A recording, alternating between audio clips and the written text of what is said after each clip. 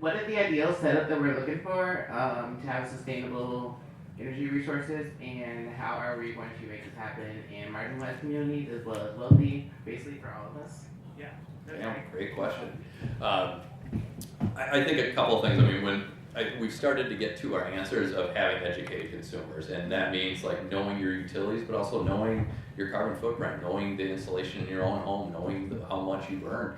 And the city's been working on a couple of those initiatives. Like really, it starts with educating folks, but you have to have the tools to do that. Myself and Councilmember Gordon actually are working on something that would educate people at the point of sale. Right now, it's really hard to figure out like how much are you paying in utility costs, and before you buy a house or before you sign on there. And we'd really like to change it so the market is telling you you can pay this much rent and this much rent plus utilities, and you're going to go to where it's cheaper at the bottom line, not just cheap rent, but also cheaper utilities.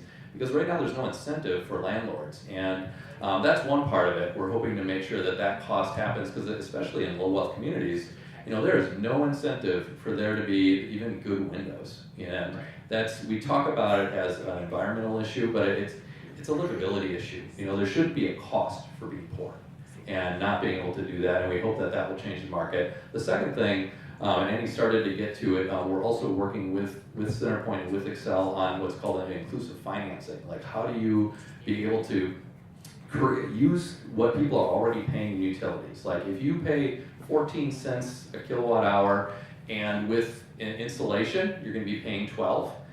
Can that be seen as a financing option? So now, instead of paying 14, you're paying 13, and that penny is going to pay back a loan on installation. And in that time, you're more comfortable, your family's healthier, you can concentrate on other things. So we're hopeful that that's something that's going to be able to really help and bring all communities forward.